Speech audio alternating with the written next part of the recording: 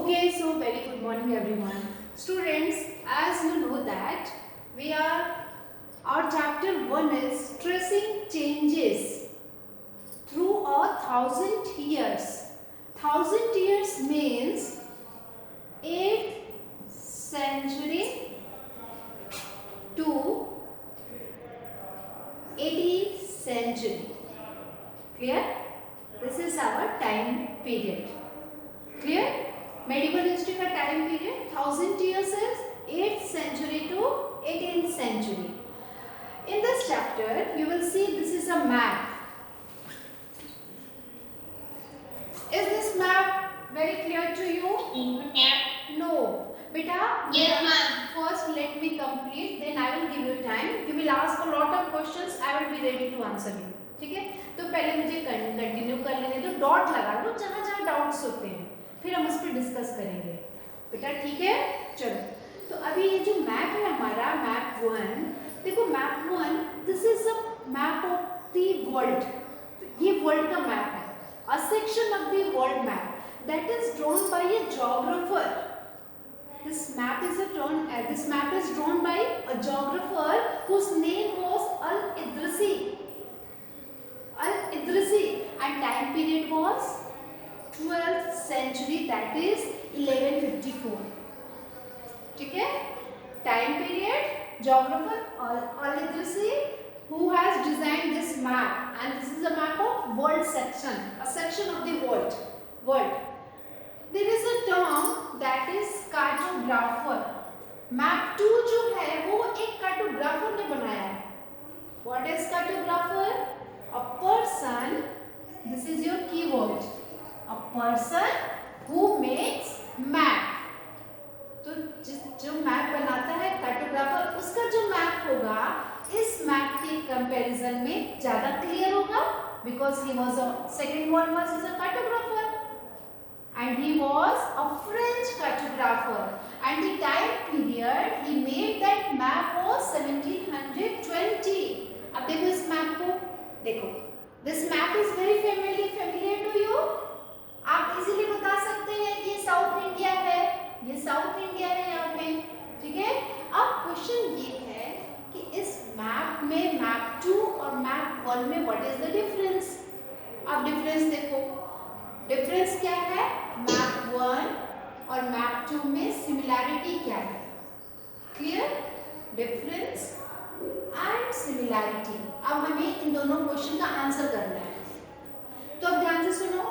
First map is made by a geographer and Arab geographer Al-Idrisi, but second map was made by a French cartographer.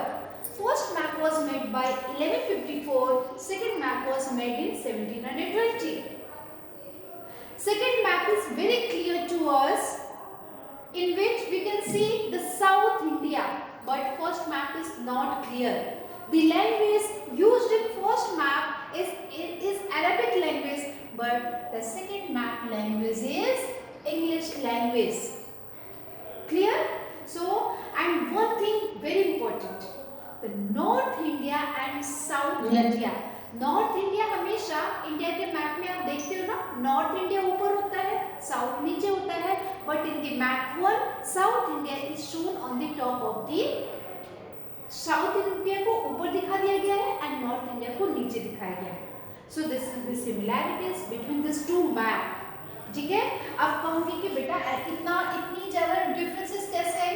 तो देखो 1154 है time period और जो दूसरा था वो था 1720. तो कितने का डिफरेंस आया? अराउंड 600 years तक वो पहला वाला मैप बना था. तो आपको क्लियर हुआ था? चलो अब हम बात करते हैं नेक्स्ट की. This is our second map, map 2. Clear? Okay, come to the next. एक चीज और ध्यान रखोगे, the areas in the interior of the subcontinent on map 2 में जब आप देखते हो तो वहां पे कोस्टल एरियाज को दिखाया गया है. देखो बेटा, अब देखो ना, ये यहाँ पे बे ऑफ बंगाल है, इधर अरेबियन सी है. तो आप देख रहे हो ना कितने छोटे छोटे कोस्टल एरियाज को यहाँ पे प्रेजेंट किया गया है. ठीक है? तो ये इस मैप में बताया गया है. You can also see the course of Ganga river. Ganga river को देखो उस मैप में कैसे दिखाया गया है, ठीक है। इस मैप में एक्यूरेसी है, एक्यूरेसी मतलब क्लियरिटी है, लेकिन मैप वन में क्लियरिटी और क्लियर डिटेल्ड, वो मैप डिटेल्ड नहीं है बस, but map two is detailed and accurate map, ठीक है। नेक्स्ट,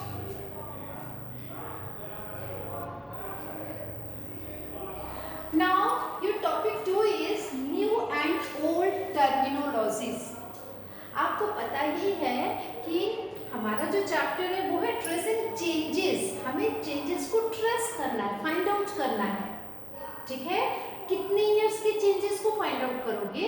1000 इयर्स, और वो 1000 इयर्स 8 to 18th सेंचुरी का जो चेंजेस है उसको आपको फाइंड आउट करना है। तो हमने एक फाइंड आउट क्या कर लिया, मैप को देखा, मैप 1 और मैप 2 के डिफरेंसेस को देखा, क्लियर। अब हम देखेंगे टर्मिनोलॉजीज कि जो टर्म्स यूज हो रहे थे मेडिवल इंडिया में और प्रेजेंट टाइम मॉडर्न इंडिया में, वो टर्म्स एक दूसरे से डिफर कैसे हैं, क्लियर। तो देखो सबसे पहला जो हमारे पास टर्म आ रहा है वो है हिंदुस्तान, क्लियर। अब हिंदुस्तान का मतलब है, टुडे वी अंडरस्टैंड, आज हिंदुस्तान को हम इंडिया कहते हैं, India that is our modern nation state, India is our modern nation state, but in medieval time period we used to call India Hindustan. This is the difference in the terminology. Clear हुआ?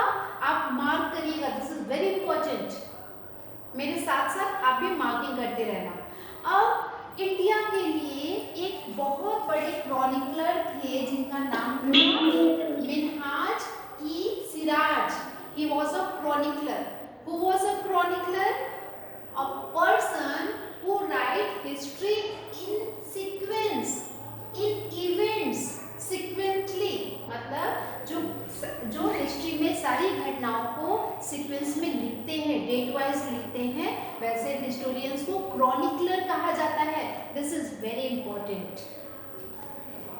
सो there was a historian whose name was Minhaj Siraj. उसने Persian language में India को क्या कहा था? India is an area of Punjab, Haryana and the land between Ganga and Yamuna. मतलब अब जो हिस्टोरियन आए मिन्हाज, उन्होंने ये कहा कि इंडिया तो वो कंट्री है जो पंजाब, हरियाणा और गंगा और यमुना रिवर के बीच वाला जो लैंड है ना, वो लैंड ही इंडिया है। ये किसने कहा? मिन्हाज सिराज ने कहा। Who was Minhaj Siraj? He was a chronicler who wrote in Persian language. अब दूसरा देखो, अब जो दूसरे आए उन्होंने क्या कहा? Indian chronicler. No, he was not an Indian chronicler. He was just a, आप सिर्फ ये कहो कि वो just a chronicler only, ठीक है। मिन्हाज सिराज मेडिवल इंडिया में दूसरे, जब हमारे देश में दिल्ली सल्तनत का टाइम पीरियड चल रहा था ना, अभी आगे पढ़ोगे, तो उनके दरबार में रहने वाले एक हिस्टोरियन थे। तो उन्होंने कहा कि भैया गंगा यमुना के बीच वाली जो लैंड है, जो पंजाब और हरियाणा के एरियाज को कवर करते हैं, that is your India. He used the term in a political sense for land that were a part of the dominion of the Delhi Sultan.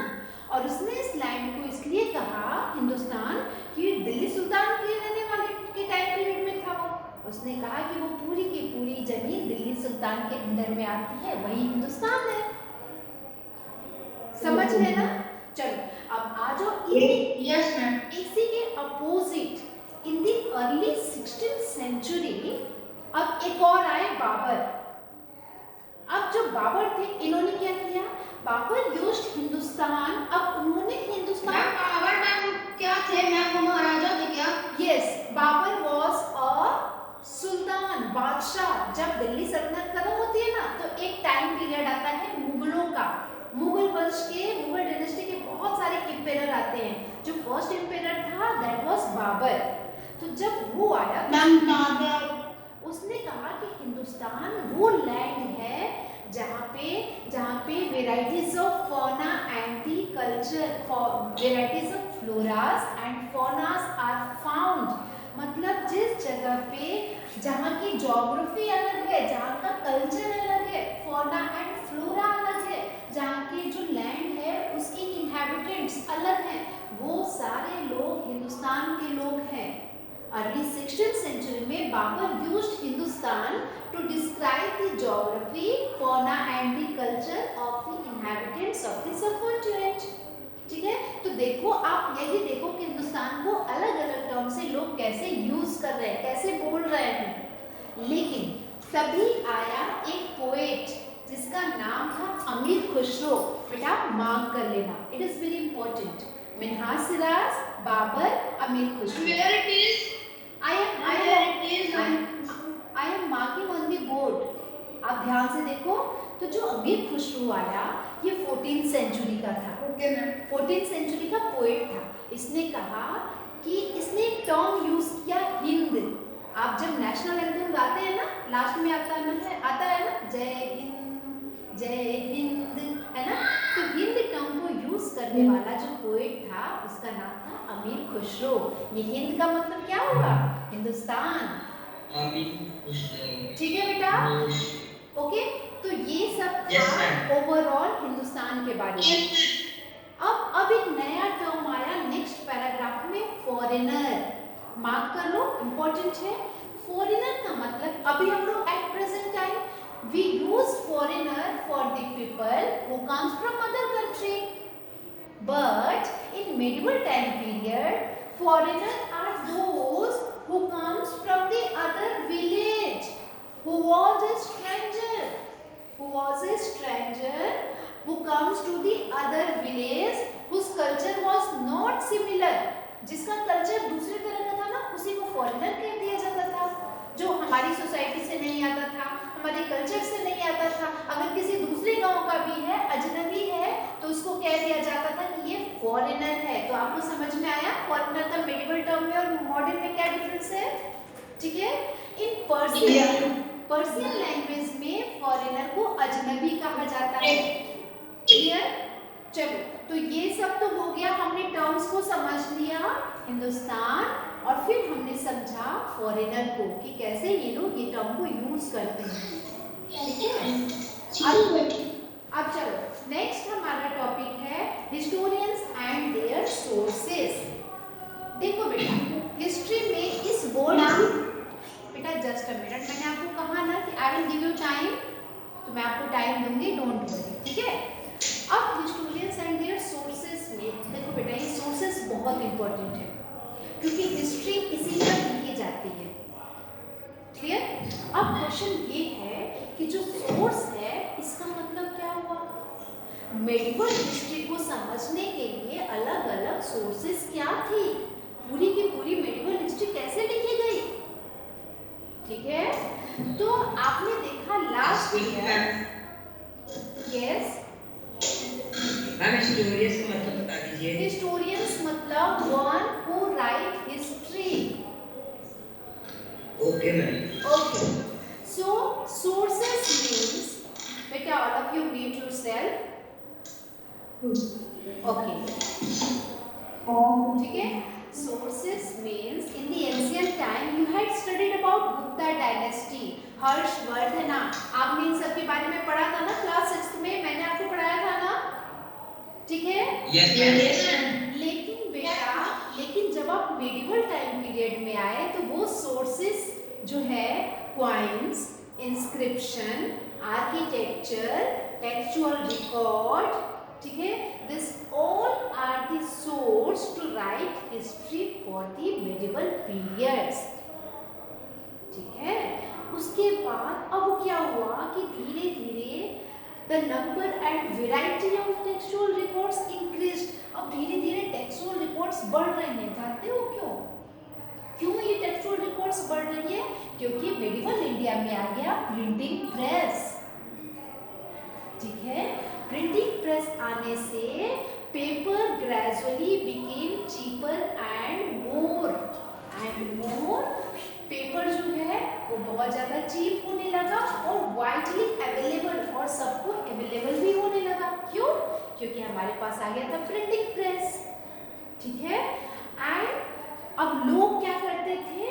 People use to write holy text. लोग religious books लिखते थे, Holi text लिखते थे, जो rulers होते थे उनके chronicles लिखते थे, उनके टाइम में क्या क्या इवेंट्स होती थी वो सब लिखा जाता था। लेटर्स वगैरह आ गए। जो सेंट्स संत वगैरह होते थे मेडिवल टाइम पीरियड में, उनकी जितनी भी टीचिंग्स हैं, जितने भी उपदेश हैं, प्रीचिंग्स हैं, वो सब लिखा जाता था। ठीक है। धीरे और ये पेटिशंस एंड जुडिशियल रिकॉर्ड्स का मतलब क्या हुआ कि अब तो आप देखते हो ना कि जब मेडिवल खत्म होगा तो मॉडर्न पीरियड आएगा, है ना। तो अब ऐसे देखो मेडिवल पीरियड में जितने भी रूलर्स थे ना, तो वो जो भी न्याय करते थे उसको भी लिखते थे ये लोग। ठीक है। फिर एक वर्ड आता है दैट इज मैन्युस्क्रिप्ट्स। बेटा इज वेरी इंपॉर्टेंट, मार्क कर लो। मैन्युस्क्रिप्ट्स जो था, आपको पता ही है ना कि मैन्युस्क्रिप्ट्स मतलब होता है कि जो हिमालयस एरिया में जो पाम ट्री होती थी, उसकी जो बर्च होती थी, उसके पत्ते पर लोग लिखा करते थे। पेपर पे नहीं लिखते थे, और उस पे या फिर किसी मेटल पे खुदाई करके लिखते थे, स्क्राइब करके लिखते थे, है ना। तो जो मैन्युस्क्रिप्ट्स होती थी, अब वो तो उसको कलेक्ट कौन करता था? एंशिएंट टाइम में वेल्दी पीपल, जो बहुत धनी लोग थे या फिर रूलर्स करते थे। कहाँ रखा जाता था? मोनास्ट्रीज में, टेम्पल्स में रखा जाता था। ठीक है। लेकिन अब तो धीरे धीरे लाइब्रेरीज और आर्काइव्स बनने लगी थी। आर्काइव्स मतलब होता है a place where documents are stored. तो अब तो लाइब्रेरीज बनने लगी थी, आर्काइव्स बनने लगी थी। ठीक है। मैन्युस्क्रिप्ट्स का काम क्या था? It give a lot of informations. ठीक है। इतना तक तो ठीक है, इतना सारा कुछ मिल गया। आगे प्रॉब्लम आ गई। प्रॉब्लम क्या आ गई? देखो क्या था ना कि जब मैन्युस्क्रिप्ट्स होता था, जब प्रिंटिंग प्रेस नहीं हुआ करता था, तो मैन्युस्क्रिप्ट को कॉपी करना बहुत मुश्किल होता था। जैसे जब आप अपने फ्रेंड्स की कॉपी को, आप नोटबुक को कॉपी करते हो, तो आप क्या करते हो? एज इट इज उतारते हो, लेकिन कभी कभी जब आपको जो चीज समझ में नहीं आती है, उसमें आप अपना सेंटेंस बना के भी लिख देते हो। तो प्रॉब्लम ये आई कि जब मैन्युस्क्रिप्ट होता था, तो उसको जब कॉपी किया जाता था, उसकी नकल की जाती थी, तो जो ओरिजिनल वाला मैन्युस्क्रिप्ट होता था उससे वो काफी अलग होता था। ठीक है। और आपको तो पता ही है कि हिस्टोरियंस जो थे वो मैन्युस्क्रिप्ट्स से ही हिस्ट्री लिखा करते थे। अब क्या हुआ कि जो ओरिजिनल मैन्युस्क्रिप्ट है और जो दूसरी वाली मैन्युस्क्रिप्ट कॉपी करके लिखी गई थी, दोनों में बहुत ज्यादा डिफरेंस आता था। तो हो गई दिक्कत। अब प्रॉब्लम क्या